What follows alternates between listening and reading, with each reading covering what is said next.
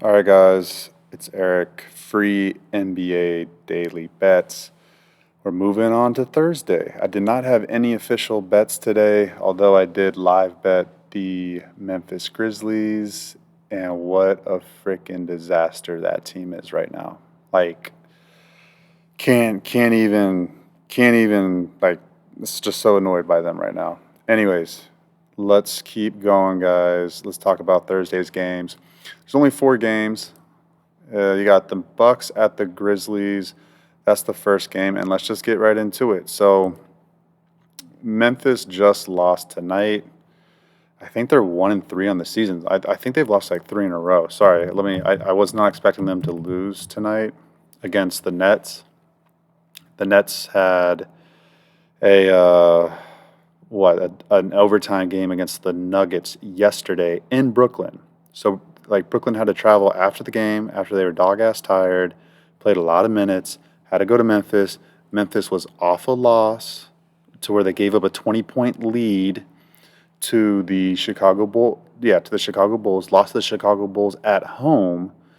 So like, I mean, this is just an obvious Memphis spot today. And then they come out and not just like lose, like they were losing the entire game. So yeah, that's embarrassing. And I know Desmond Bain got hurt. I know Marcus Smart got hurt, but like you still got Ja Morant, you still got Jaren Jackson Jr., and you got a host of Memphis backups that have been there for a long time. Like they know how to play in that system. And you're playing the Brooklyn Nets. Sorry guys. Man, it's just so annoying that I lost that live bet. So annoying. Like what the heck is wrong with this team? So yeah, who knows? I'll bet if it's my bet, Ja Morant, he's been questionable the last 3 games. I doubt he plays. Oh, they're 2-3. They're 2-3. Yeah, they beat Orlando. Yeah, that's right. I cashed with them on Saturday, this past Saturday. Yeah, yeah. So they're 2-3. This is the last game of their 4 game homestand, and they're getting Milwaukee, who is 1-3. They're on a 3 game losing streak themselves. So, man, they're off Friday. Then they go on a 2 game road trip to Philadelphia, Brooklyn. Then they're back home for a 2 game homestand against the Lakers and the Wizards. So, yeah. And gosh, sorry. I'm also annoyed too because I wanted to bet the Milwaukee Bucks. I want to bet them so badly. But when Memphis pulls this shit, it's like, I don't know, guys. I doubt Morant plays tomorrow. I mean, who knows? Who knows? Who knows? It's so freaking hard to like tell with these NBA players sometimes. So annoying. But yeah, I mean, well, shoot. I mean, let's look at it like this, right? Marcus Smart probably not going to play. Desmond Bain's probably not going to play because both of them left early today. So now you got Ja Morant, who's been questionable, and he did not play on Saturday after he played in a back to back. Yeah. So I don't know. You have to really track that Morant thing. But like if it, but the thing is, it's crazy, right? Even if Morant plays, I kind of like the Bucks in this spot. I think there's just too much going on with the Grizzlies. Like you add Zach Edey, and obviously he's tall and big, but yeah, I don't know if that's gelling well. I don't know if that's really gelling well. They might need to start Brandon Clark at power forward and put Jaren Jackson Jr. to center and go from there. But it's like their bench is not really healthy either. Luke Kennard's not going to play. Vince Williams Jr. is still out. You got like that's really it. So tomorrow you're looking at Scottie Pippen Jr., John Conchar, Jake LaRavia, and like those guys have been on the Grizzlies, last year. Like they know how to play in the system. They got a lot of minutes last year. So, but they're not the quality of the Bucks players. They're just not. So, and the Bucks are 1-3. I still, you know what, guys? I think how we play this, and I think I'm gonna get there with the Bucks. And gosh, I don't know, guys. I don't know because the Bucks are so annoying too. Like, oh my gosh, why could the Grizzlies not just beat the Nets? Then this would be an obvious spot to bet the Bucks. Like obvious spot. It's so annoying. It's so annoying. I still lean the Bucks. I might get their full game with the Bucks, but I want to go first quarter, first half. But now it's annoying because the Grizzlies have traditionally been a really good first quarter, first half team. So like that's the thing. If you're getting them, off a loss back to back at home like this situation. It's hard to bet against the Grizzlies in this spot. And like maybe not maybe. I mean, they obviously took the Nets lightly today. Obviously took them lightly today. So that's something to keep in mind in the future. The Grizzlies are taking these teams lightly. They're smelling themselves off the like 2 years success from like 2 years ago, 3 years ago. Like they're not like they didn't do anything last year. Like if they want to make the playoffs, they gotta act like it. They're not acting like it. And then obviously the whole Zach Edey thing, like I don't know if that's like mixing up the flow of the game, the chemistry. I don't know. I don't know. There's a lot of stuff going on in Memphis, guys. A lot of stuff, and I don't like what's going on down there. I mean, obviously I'm not overreacting. They can easily, in my opinion, correct it, get it turned around, and get things going. Once Kennard and Vince Williams Jr. comes back, like their bench will be solidified, and they'll go from there. But gosh, just the start that they did, like 2-3, and it's no time to panic. It's no time to panic if you're a Grizzlies fan, but it's disappointing. It's disappointing to see that performance tonight, especially. And the Chicago, you're up 20 and you lose in that fashion too. All right, guys, I'm done talking about that freaking team from Memphis right now. Let's go to Milwaukee. Milwaukee. So no teams on. Well, the Grizzlies are on a back-to-back, but Milwaukee's not on a back-to-back. They just finished playing the Celtics the other night, and they gave them a really good effort. And so, yeah, guys, I still think I'm gonna be on the Bucks first quarter, first half, full game, and I think we're gonna have to bet it early because I don't think Morant's gonna play. So we won't know that probably until tomorrow afternoon, most likely. So that line value for the Bucks will be really good in the morning. Or if they release this, before I'm done with this podcast, we'll go from there. But the Bucks, they lost to Brooklyn. They got embarrassed at Brooklyn, and then they had a back-to-back at Boston. They came out hot. They came out firing. They won. I believe they won the first half outright, and they won the first quarter too. So that's good. That's really good. So that means, look, they've had Tuesday off. They've had Wednesday off. Oh my gosh, guys, I'm so mad at the freaking Grizzlies right now. Like this would be just a clear money spot, clear easy money making spot. Because if Memphis won, they had won. Like if they won today, they're good. They're like, hey, we're not like, you know, like need to win tonight. But now it's like, for tomorrow, the Grizzlies, they're gonna be pissed off. They're gonna come out ready to play. It's really annoying. They're at home. They play well at home. You know, in the Ja Morant era. So it's just really, really frustrating. I mean, that and the Bucks, they don't play till Saturday. So they have Tuesday, Wednesday off. Had time to think about this 3-game losing streak that they're on. The Bucks are going to win. You know what? It might not want to do the first quarter, first half, because I could see Memphis coming out and being sneaky in the first quarter, first half. Even though I want to play the Bucks first quarter, first half, but the Bucks winning this game, if we can get them at a small pick'em price, that'd be great. That would be really good. Okay, I'm done talking about that game. Sorry, I went long on that game. My apologies. Let's go to the next game. Next game is Houston Rockets at the Dallas Mavericks. All right, let me go to the full NBA schedule. Sorry, so I can see this thing and all my notes and all that stuff. So both teams are not on a back-to-back. Houston's had 2 days off, and then they're back at home for a 3-game homestand. So this is really just an alone game for both teams. Dallas, this is the start of a 5-game homestand for them, and they have 2 days off after this game. Both teams very healthy. This is a good game, guys. This is the Battle of Texas right here. And I mean, you can call me crazy, but I mean, Houston has a squad. Houston has a squad. And, it's obviously not the squad that Dallas has, but it's actually very close, in my opinion. It is. It is. And the line is at what, +5?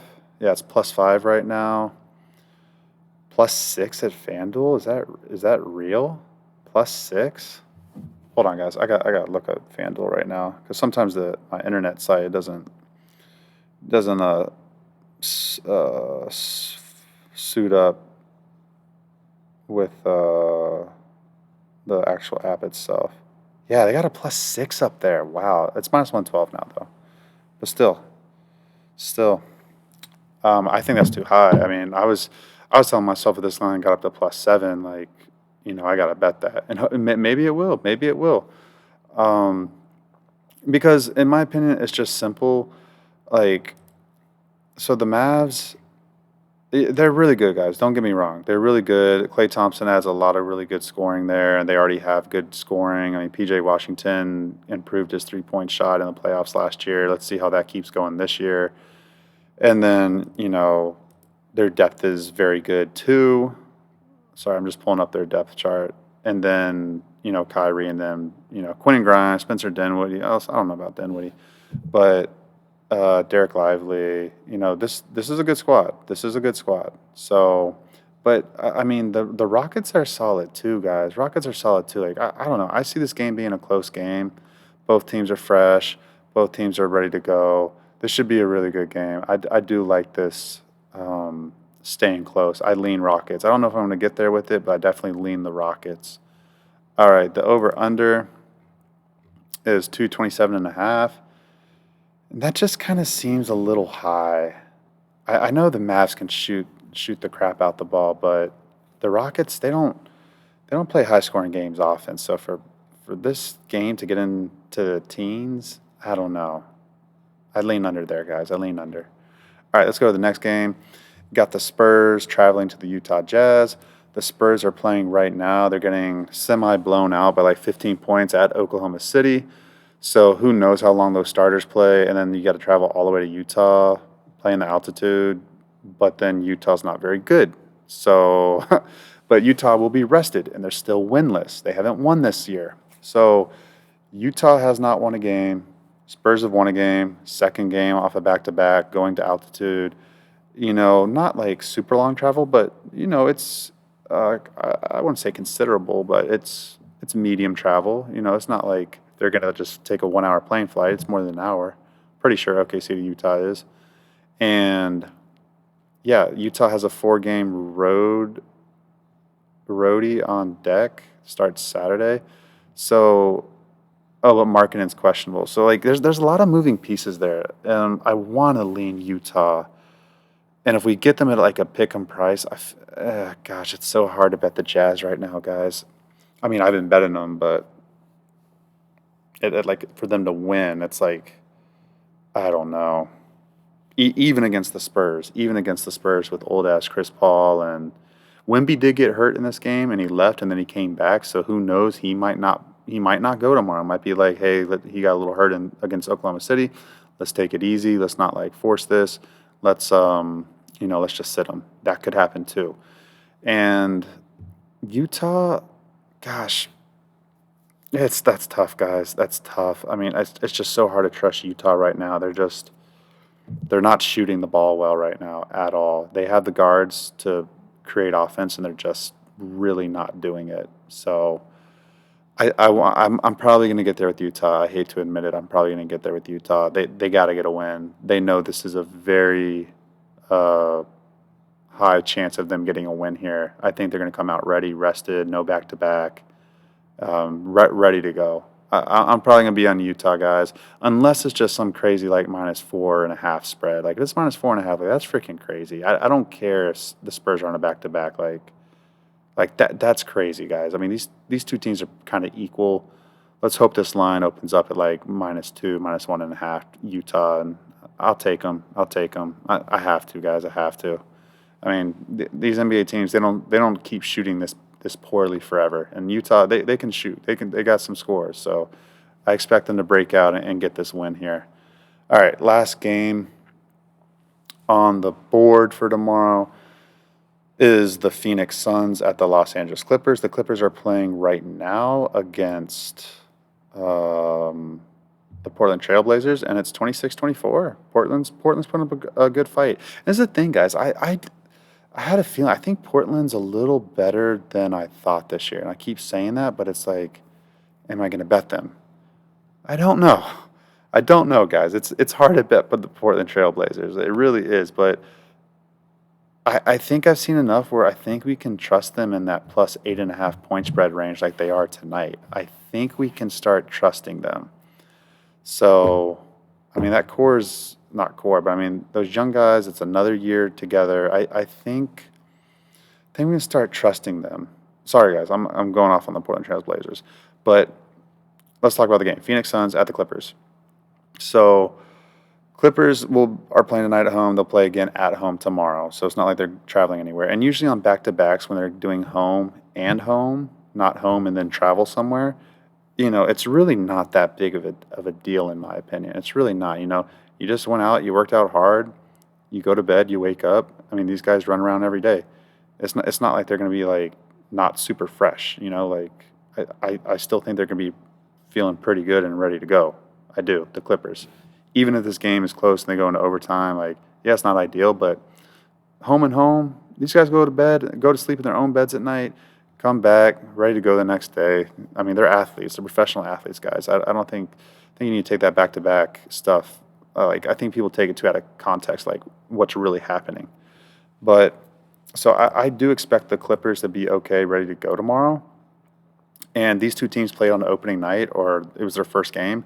And if you remember, the Suns beat the Clippers in overtime, and the Clippers really should have beat the Suns. They really should have beat the Suns, but in that first game, and they didn't. And the Suns came back, went to overtime, and won it by 2 points, I believe it was.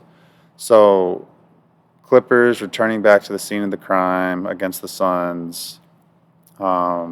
This is the start of a 5-game homestand tonight for the Suns. Suns healthy. I mean, Beal's questionable. He doesn't really move the needle for me, honestly.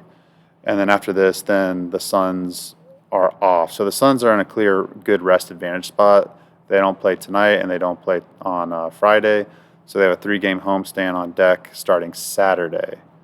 So it's tough, and the line is – oh, really? Is that line really -2.5? I thought it was that can't be right, guys. That can't be right. There's no way it's +2.5 to Phoenix. I mean, we got to play that, no doubt. Hold on. Let me look it up, because I thought I saw -5 Phoenix. Oh, they took it off the board, guys. They took it off the board. I think it was -5. I think it was like -5, -4 Phoenix. And in that point spread range, I'm probably going to stay off this game. I'm respecting what the Clippers are doing right now. I mean, they're playing really, really solid basketball, and we'll see what happens tonight. But I would lean Clippers +4.5, +5. I would. I think they're live to win that game. And over/under, I mean, from what I'm seeing right here is 220. I would lean over. I would lean over 220. That's what I would lean. So those are my thoughts on all the games, guys. I do a podcast every day. And then again, I told you where my bets are at. It's at Easy Money Wins on Twitter. That's where I release all my plays at Easy Money Wins. I'm -30 units on the season. I'm always transparent, guys. I always keep my Excel sheet with all my plays documented, with all the juice that I take, all the unit sizes. It's all correct. So you can track me there. And then I have my record in my bio. Like, I don't hide, guys. I'm very confident. I'm going to turn it around, be in the green, make some money. So, yeah. So that's it, guys. I appreciate it. Show some love. Like, subscribe, comment, share, all that jazz. I will see you tomorrow on the next episode.